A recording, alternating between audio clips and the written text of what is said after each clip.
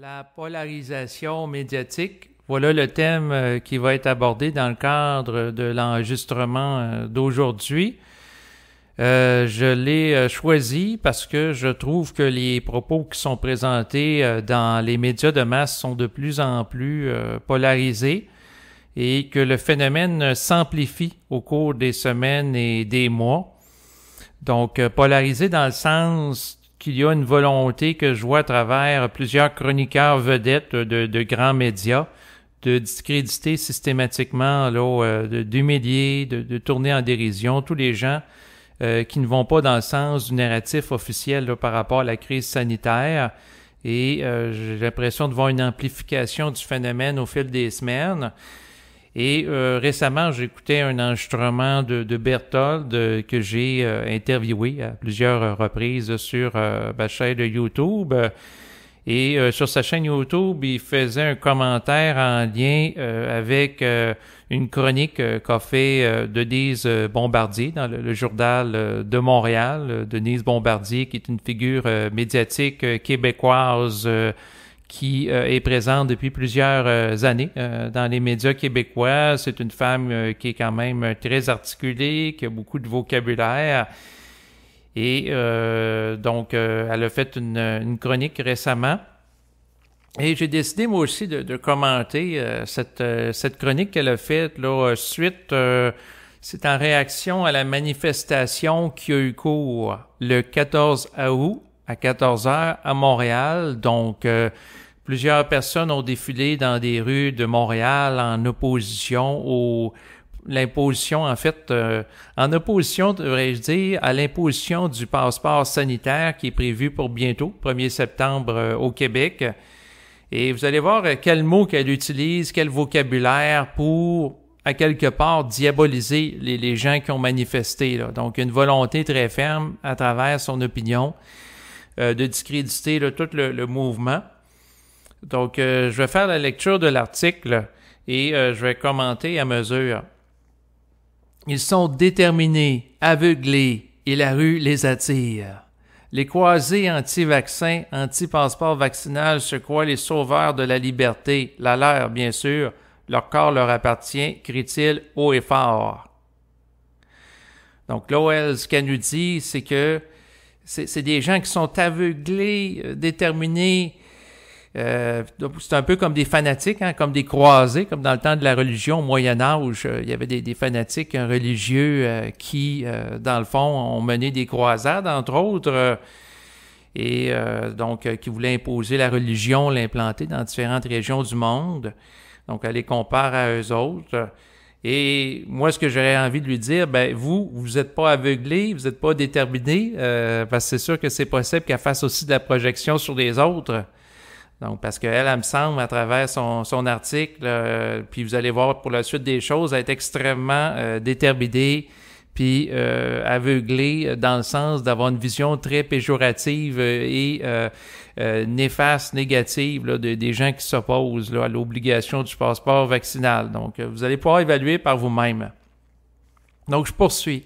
La majorité québécoise est censée s'incliner devant ces combattants ignorants. Donc, elle veut dire ignorant, j'imagine, qui affichent l'étoile jaune sur leur poitrine, dégageant ainsi l'odeur nauséabonde de l'antisémitisme. Bon, ça se peut qu'il y ait eu des gens qui avaient l'étoile jaune, donc qui ont défilé dans les rues. Quelques jours au préalable, il y avait eu la manifestation là, avec François Amalga. Qui a eu cours dans la ville de Québec, là, par rapport, il y avait un endroit que ça s'appelle La Cage, qui était un lieu où les propriétaires ont participé à une étude exploratoire, donc une étude pilote par rapport à l'implantation du passeport vaccinal en restaurant. Donc, il y a eu des gens là, qui se sont présentés là en grand nombre, là, avec des étoiles jaunes. Et eux autres, ils ont entouré la bâtisse et s'opposaient naturellement là, à ce qu'il y ait une discrimination, non pas sur la base de la religion, mais sur la base du statut vaccinal s'opère. C'est sûr qu'il peut y avoir des parallèles qui peuvent être faits entre la discrimination religieuse qu'a pu vivre, par exemple, les Juifs dans le passé et la discrimination sanitaire qui est sur le point d'entrer en fonction. Dans les deux cas, on sépare la société en deux. C'est sûr qu'il y a des gens qui vont rétorquer que de faire la comparaison entre la discrimination sanitaire et celle qui a eu cours lors de la Deuxième Guerre mondiale, c'est exagéré. C'est une méconnaissance de l'histoire, c'est de la dramatisation. Mais en même temps, si on continue la lecture de l'article, Madame Bombardier ne procède-t-elle pas elle-même à de la dramatisation dans le sens de mépriser et de tourner en dérision les gens qui s'opposent aux mesures? C'est une question à se poser aussi parce que la polarisation peut aller dans les deux camps aussi. Donc, je poursuis. Samedi, la canicule n'a pas freiné leur rage. Donc là, on les décrit comme des gens enragés. Fait que voyez-vous, là, l'idée de les diaboliser, puis là, il va y avoir d'autres mots aussi péjoratifs pour les décrire tout au long de l'article. Donc, on les décrit comme enragés. Est-ce que c'est fondé de parler de gens qui sont enragés? À ma connaissance, il n'y a pas eu d'autos qui ont été incendiés, de commerces qui ont été détruits, vandalisés. Il n'y a pas eu des policiers qui se sont fait battre non plus. Donc, on parle de gens enragés. Il y en a sans doute qui ont eu des pancartes ou qui ont scandé des mots avec des slogans, mais de l'information que je dispose, l'essentiel de la manifestation était pacifique. Donc, je poursuis. Plus de 15 000 manifestants sont descendus dans le centre-ville de Montréal. Donc, ça, c'est les chiffres du Journal de Montréal. Bien sûr, pendant ce temps-là, j'ai eu des chiffres différents. Donc, j'ai vu des gens sur Facebook, là, je pense entre autres à Samuel Grenier, qui parlait de 50 000 personnes qui étaient présentes sur place. Ensuite, Jean-Jacques Crèvecoeur parlait de 125 000 personnes qui ont défilé dans les rues de Montréal. Donc, qui dit vrai? Ça, c'est une autre question. C'est sûr que les gens qui s'opposent à la manifestation vont tendance à vouloir diminuer le nombre de personnes qui étaient là ou les sous-estimer, alors que ceux qui en font la promotion, au contraire, peuvent vouloir surévaluer ou tendance à imaginer qu'il y en a davantage. Donc, il peut y avoir, c'est sûr, un bris de perception qui entre en ligne de compte. Et cette fois-ci, j'ai trouvé Sage Radio-Canada qui a commenté l'événement. Puis c'est un média de masse. Vous voyez, je suis capable de remettre à César ce qui lui appartient, où Radio-Canada a dit qu'il y avait plusieurs milliers de personnes, mais sans donner de chiffres dans l'article que j'ai lu pour faire la couverture de l'événement. Donc, en donnant pas de chiffres, on est sûr de pas se tromper. Donc, ça, c'est clair. Fait que moi, pour ma part, je donne pas de chiffres. J'ai vu qu'il y avait une marée de monde. J'ai vu quand même des vidéos où il y a plusieurs personnes qui ont été filmées. Par la suite, il est indiqué, plusieurs ont même traîné leur enfant avec eux pour assurer la relève sans doute. Le plus choquant, ce sont les propos orduriers que tiennent ces Québécois errants sur la pandémie actuelle, sur la science en général et inévitablement sur la démocratie dont ils abusent. OK, elle a été choquée par ça. J'ai été choquée par les propos orduriers. OK. Et moi, ce que je lui poserais comme question, sinon vous ne tenez pas des propos orduriers qui, dans le fond, sous la belle couverture d'un vocabulaire solidement élaboré, vont discréditer des gens. Donc, les gens qui s'opposent aux mesures. Donc, dans un sens, quand on discrédite, que ce soit, peu importe les termes utilisés, il y a comme une volonté derrière ça de polariser. Leur pancarte proclame notamment F, 3 petits points, Legault, F, 3 petits points, les merdias. Bon, on a pris des gens qui ont utilisé ces mots-là, mais il y en a d'autres qui étaient plus sophistiqués aussi comme pancarte, là. Donc, est-ce que c'était représentatif de l'ensemble des pancartes? Ça pourrait être sujet à discussion.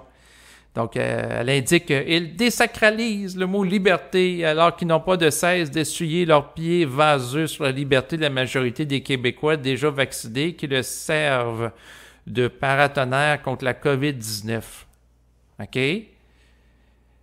Est-ce que, dans le fond, ils désacralisent le mot « liberté » ? Ça reste à voir. Il y a des gens qui s'expriment, qui manifestent dans la rue. Ça fait partie de la liberté d'expression d'agir ainsi. Non, je vois pas de la désacralisation là-dedans. C'est sûr qu'il y a des gens qui ont toutes sortes de pancartes et toutes sortes de messages. Mais je n'irai pas jusque-là. Ensuite, toutes leurs offensives et leur mépris pour les morts, les malades, pour les familles accablées par ce terrible fléau planétaire nous blesse collectivement. Donc, je poserai la question maintenant, est-ce que les manifestants que vous méprisez en les traitant d'ignares, comme on l'a vu tantôt, d'ignorants, méprisent réellement toutes ces choses? Et moi, je poserai la question, vous, est-ce que dans le fond, vous n'êtes pas en train de mépriser l'intelligence de gens qui étaient présents sur place en les traitant d'ignares? Donc, ça peut aller dans les deux sens, tu sais. Elle va dire, ils méprisent les morts, les malades, gna gna gna. Ben oui, mais puis vous méprisez pas les libertés individuelles, le droit à l'expression, le droit à ce qu'il y ait des gens qui n'aient pas la même opinion que vous. Vous voyez? Il y a tout le temps un jeu de polarité. Je vais poursuivre. Sans doute pour une sorte de naïveté ou d'indifférence, nombre de citoyens ignoraient peut-être que le Québec contenait en son sein des énergumènes qui rêvaient de renverser les assises mêmes de notre société tolérante et raisonnable. Et la question se pose. Vous, est-ce que vous êtes tolérante et raisonnable dans vos propos? Parce que, dans le fond, moi, j'ai l'impression que vous faites preuve d'intolérance par rapport aux gens non injectés, là, au fil des semaines à travers vos propos. Puis les gens qui imposent le passeport sanitaire mur à mur à tout le monde, à quelque part, c'est une forme d'intolérance. Donc, vous tolérez pas ceux qui sont pas injectés. C'est la raison pour laquelle vous voulez imposer la mesure. Donc, qui va mener à une ségrégation sociale bientôt s'il n'y a pas de changement majeur. Donc, est-ce que, par exemple, la personne qui, dans le fond, est pro-choix en matière d'injection est intolérante alors que celui qui cherche à l'imposer ne l'est pas? C'est des questions à se poser, là. Et du côté d'où l'intolérance? Quand que je vois des commentateurs vedettes de médias qui vont tenir des propos pour diaboliser, culpabiliser les gens qui pensent pas comme eux, moi, j'ai l'impression que c'est une forme d'intolérance. Ça, c'est drôle. Moi, c'est drôle. Les gens qui m'écoutez, vous ferez votre propre opinion. Là, naturellement, vous évaluerez les choses par vous-même, mais c'est ce que je voulais vous dire. Sinon, je vais poursuivre encore. Les croyances et les préjugés de ces gens sont des années-lumière des valeurs qui ont cimenté notre société actuelle. Et j'aurais le goût de lui dire, et vous? Vous n'avez pas de préjugés et croyances, Madame Bombardier? Donc, tous vos propos que vous faites, là, pour contester les gens qui s'opposent aux mesures, dans la façon de les présenter, en disant que c'est des gens qui sont pas éduqués, des ignorants, comme vous l'avez fait tantôt. Et vous, à quelque part, en disant ça, vous n'avez pas des préjugés, parce que, à quelque part, si on dit que tous les gens dans une foule sont tous des ignorants, c'est tous des gens qui sont pas éduqués, ben, vous pouvez avoir des surprises. Ça se peut qu'il y ait des gens qui aient déjà étudié à l'université. Si on pense entre autres à Jean-Jacques Crèvecoeur qui a participé à des manifestations, ce gars-là, il a complété un doctorat. Même chose pour Alexis Cossette-Trudel. Et ensuite, Jonas Collin est en train de faire un doctorat. Fait que là, avant de dire que c'est des ignorants, peut-être que vous pourriez vous prendre un temps là, de réflexion, d'évaluation par rapport aux lanceurs d'alerte. Donc, je poursuis. C'est marqué « Les Maxime Bernier et d'autres psycho-exacerbés et rationnels réussissent à pousser la liberté d'expression démocratique jusqu'à ses limites.